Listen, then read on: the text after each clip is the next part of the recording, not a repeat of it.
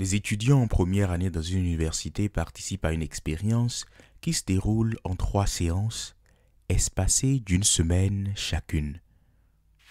Les 2 premières séances constituent des séances d'apprentissage et d'exercice. La troisième, pendant la 3e semaine, une semaine de test.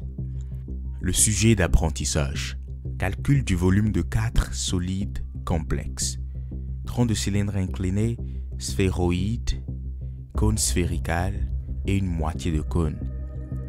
Le module d'apprentissage pour les 2 premières séances espacées d'1 semaine est un tutoriel écrit par solide, donc 4 tutoriels en tout et 4 exercices par solide, faisant un total de 16 exercices. Les étudiants sont aléatoirement répartis en 2 groupes. Le premier étudie le tutoriel sur le tronc de cylindre incliné et ensuite s'exerce sur les 4 exercices relatifs au tronc de cylindre incliné. Ensuite, ils lisent le deuxième tutoriel et s'exercent sur les 4 exercices du deuxième solide et ainsi de suite pour le reste des solides. Ils s'entraînent donc un type de solide à la fois pour tous les solides. Le second groupe, cependant, étudie les 4 tutoriels sans faire d'exercice. Une fois qu'ils ont fini, ils font les 16 exercices de pratique. Les exercices sont répartis de façon aléatoire. Donc, les 4 premiers exercices sont chacun à propos d'un solide différent et ainsi de suite de façon aléatoire jusqu'au 16e exercice. Comme dit plus tôt, ils refont la même séance de pratique 1 semaine après la première séance. La 3e séance, la séance de test, la 3e semaine, ils sont testés. Pendant les 2 premières semaines d'entraînement, le premier groupe s'en sort très bien quand ils font les exercices de pratique. Ils obtiennent en moyenne 89% de bonnes réponses pour ces entraînements, comparé au deuxième groupe qui obtient seulement 60% de bonnes réponses pendant qu'ils s'entraînent pour ces mêmes exercices. C'est-à-dire que les étudiants du premier groupe semblent mieux comprendre par rapport aux étudiants du deuxième groupe. Quand la 3e semaine arrive et qu'ils sont testés, le premier groupe n'obtient cependant que 20% de bonnes réponses. Donc un exercice bien résolu sur 5. Devinez le pourcentage de bonnes réponses qu'obtient le deuxième groupe. 30%? Non. 40%? Non. 50%? Non. 60%? Toujours non. Eh bien, le deuxième groupe obtient 63% de bonnes réponses en moyenne. Environ 3 exercices bien résolus sur 5. Contre-intuitif? Oui. Dans la première vidéo de la série, j'ai introduit ce qui devrait être la stratégie basique de tout processus d'apprentissage: se tester. Mieux apprendre consiste à constamment se poser des questions. On perd du temps quand on lit et relit un cours, une formule, un nouveau mot qu'on apprend dans une langue, des exemples de dissertation, à moins que ce soit pour comprendre, pour lier à ce que l'on connaît déjà. Mais une fois compris, il faut arrêter de relire. Ce deuxième épisode de la série basé sur le livre Make It Stick, The Science of Successful Learning discute 3 caractéristiques cruciales que doit avoir cette stratégie élémentaire d'apprentissage, le test.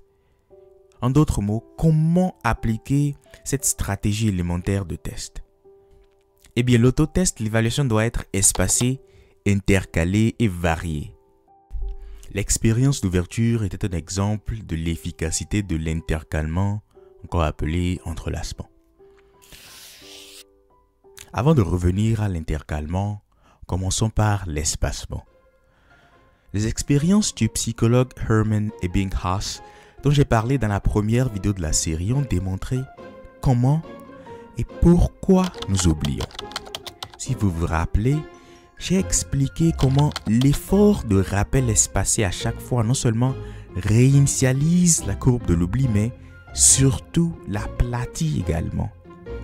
En fait, l'espacement permet une chose cruciale et vitale pour l'apprentissage: oublier.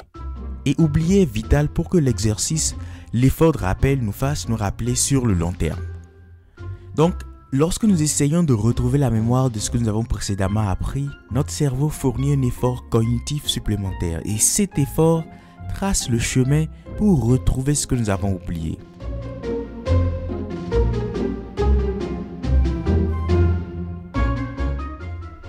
Et c'est justement ce qui rend la courbe plate de façon progressive après un certain nombre de répétitions pour à la fin annihiler complètement l'oubli. Et donc ne pas laisser un peu d'oubli advenir conserve l'information dans la mémoire à court terme. L'oubli est une bonne chose quand il est planifié. Considérons cet exemple. On met une expérience sur 38 chirurgiens résidents pendant leur apprentissage de la microchirurgie. L'expérience se concentre sur un cours visant à leur apprendre comment rattacher de minuscules vaisseaux sanguins, généralement des artères ou des veines de diamètre inférieur à 3 mm, ce qu'on appelle une anastomose microvasculaire. Les chercheurs divisent en deux groupes nos chirurgiens. Le premier suit et pratique le cours qui comporte 4 courtes séances en une journée, soit le rythme d'enseignement normal. Le second suit le cours, mais chaque petite partie est espacée d'une semaine. Donc la durée et le contenu de chaque partie reste la même, le cours reste lui-même le même. Un mois plus tard, les étudiants sont testés sur un rat vivant anesthésié. Résultat, le second groupe obtient des résultats incomparablement meilleurs aux résultats du premier groupe, que ce soit en termes de temps mis, d'efficacité et de réussite de la chirurgie, du nombre de mouvements, d'évaluation globale par des experts. L'expérience a conduit l'école médicale à revoir dans son entièreté son système d'enseignement. Vous pouvez trouver la référence d'expérience dans le PDF résumant la vidéo dans la description. La leçon ici, c'est que pour intégrer correctement des connaissances, le cerveau doit passer par un processus qui requiert l'oubli et le rappel, et donc qui requiert du temps. Mais ce n'est pas du temps pour lire et relire. C'est du temps pour permettre à l'oubli d'advenir entre des séances de tests. Plus vous oubliez par rapport à quelque chose et plus réapprendre cette chose va former durablement votre expérience, votre apprentissage. C'est contre-intuitif, cela demande de l'effort après chaque oubli, mais ça marche. L'entrelacement. Pendant les pratiques de tests espacés, l'entrelacement consiste à mixer pendant une période d'étude de tests personnels différentes composantes ou aspects ou même différentes matières ou concepts faisant partie d'une plus grande structure de connaissances. Contre-intuitif, c'est exactement ce que les chercheurs ont fait pour le deuxième groupe de l'expérience de vertu. Vous vous rappelez? Faites un effort. L'exemple sur les solides. Comment ont-ils fait pour le deuxième groupe? Ils ont intercalé les exercices sur différents solides pour le deuxième groupe. Et c'est ça, l'entrelacement. Dans l'exemple, le calcul du volume des solides est le concept principal. La structure au sommet de l'hiérarchie de connaissances et les différents solides sont les éléments permettant la maîtrise de ce concept supérieur dans l'hiérarchie. Vous pouvez trouver la référence de l'expérience dans le PDF d'une page résumant la vidéo dans la description. Et donc l'une des leçons ici, c'est que lorsqu'on veut apprendre une compétence qui nécessite la maîtrise de certaines étapes ou sous-étapes ou de différents composants, apprendre dans l'ordre serait intuitif, rapide et sans effort. Cependant, l'intégration de l'information serait superficielle. Voilà ce que vous pourriez essayer. Apprendre la première étape sans complètement maîtriser, passer à la suivante, puis à la dernière, puis revenir à une étape intermédiaire et ainsi parcourir toutes les étapes et refaire aléatoirement les allers-retours. Vous pourriez systématiser le processus avec un logiciel et j'en parle dans la dernière vidéo de la série. Il vous semblera ne rien apprendre du tout. Vous semblerez confus au début. C'est bien là le problème, vous aurez appris. N'oubliez pas, les meilleures techniques d'apprentissage sont contre-intuitives. Imaginez par exemple des écoliers qui comprennent déjà conceptuellement la multiplication, la soustraction, la division et la multiplication. Pour qu'ils maîtrisent les procédures de calcul elles-mêmes, ne leur donnez pas 20 exercices de multiplication, ensuite 20 exercices d'addition, puis de soustraction, et ainsi de suite. Faites par exemple 3 exercices d'addition, 3 de soustraction, 2 de multiplication, 4 de soustraction, 1 d'addition, et ainsi de suite, et variez. Évidemment, ne vous attendez pas à ce qu'ils maîtrisent aux premiers essais. Il faut de la confusion au début pour que le cerveau, dans le temps, apprenne à faire les différences. Qui, à ce moment, ancreront véritablement les informations, les différences dans la mémoire à long terme. Il y a environ 3 ans, pour passer le GRE, Graduate Record Examination, j'ai réappris mes tables de multiplication en utilisant la méthode. J'en avais oublié une bonne partie et en plus je devais les maîtriser en anglais. Au lieu d'apprendre par exemple à la perfection la table de 7, puis de 8, à la perfection, puis celle de 9, j'ai mixé toutes les tables. C'était très bizarre, très lent et difficile au début. C'était très inconfortable. Mais en l'espace de 2 semaines, j'étais devenu très sharp mentalement. J'ai eu un bon score au GRE. Évidemment, ça n'a pas été le seul facteur, mais j'ai aussi développé d'autres capacités que je n'aurais jamais pu développer avec la façon normale d'une table à la fois. Par exemple, j'avais acquis toutes les multiplications de 2 chiffres qui donnent un même nombre, puisque toutes les tables étaient mixées. Et je pouvais aussi, lorsque je vois un nombre, visualiser très souvent les différentes multiplications de chiffres qui créent le nombre.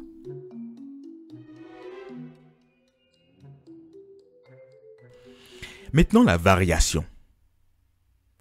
Lorsque la pratique est variée, elle crée un large vocabulaire mental, habituel et corporel pour appeler la connaissance ou la compétence.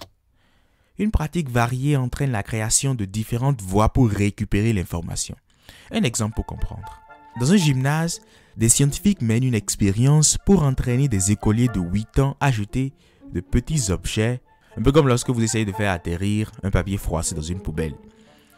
Le premier groupe s'entraîne à la fois sur des sauts mis à environ 1,5 m et à 1 demi-mètre de distance pendant 12 mois. Le second groupe s'entraîne seulement avec des sauts mis à 1 mètre de distance pendant 12 mois également. L'intensité de l'entraînement est la même. Les enfants sont répartis aléatoirement dans les 2 groupes. Finalement, les 2 groupes sont testés sur des sauts placés à 1 mètre de distance. Et donc, étant donné que le deuxième groupe ne s'est entraîné que avec des sauts à 1 mètre de distance, l'intuition c'est qu'il devrait surpasser l'autre groupe qui s'est entraîné sur des sauts à 1,5 et à 1,5 m de distance. Mais c'est exactement le contraire que les chercheurs ont observé. Le premier groupe a surpassé le second pour les sauts placés à la distance précisément pour laquelle le deuxième groupe s'est entraîné. Vous pouvez retrouver la référence et l'expérience dans le PDF d'une page et je mets la vidéo dans la description également. La variation dans l'entraînement du premier groupe les a prédisposés à un résultat supérieur par rapport au deuxième groupe. Par exemple, si vous voulez assimiler un concept très complexe dans votre support, au lieu de lire directement votre support, vous pouvez aller sur Wikipédia ou d'autres sites, lire l'histoire du concept, la personne qui l'a inventé, comprendre d'autres formulations ou processus ou interprétations des critiques, diversifier votre approche au point qu'après l'assimilation du contenu de votre support, vous avez tellement de vocabulaire associé au concept que vous naviguez facilement, agilement son utilisation quand vous en avez besoin. Et donc, testez-vous, ne relisez plus. Espacez les séances de test et pendant les séances espacées, entrelacez les études d'éléments similaires qui tombent sous un même concept plus englobant.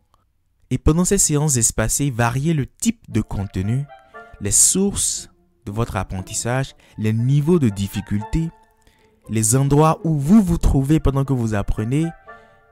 C'est contre-intuitif, ça demande de l'effort.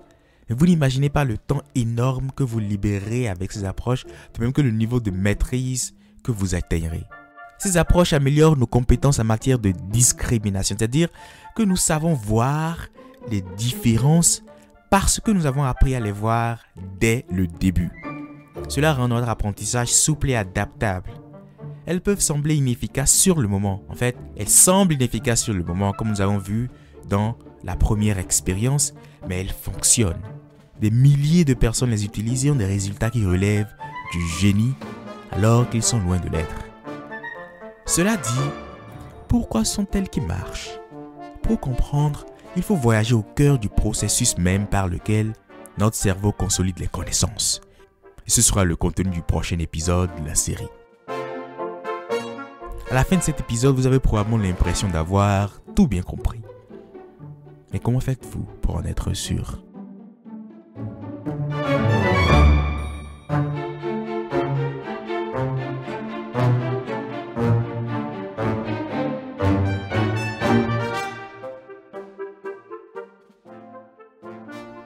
Vous avez l'illustration de la vidéo téléchargeable dans la description, en plus du fichier PDF résumant la vidéo.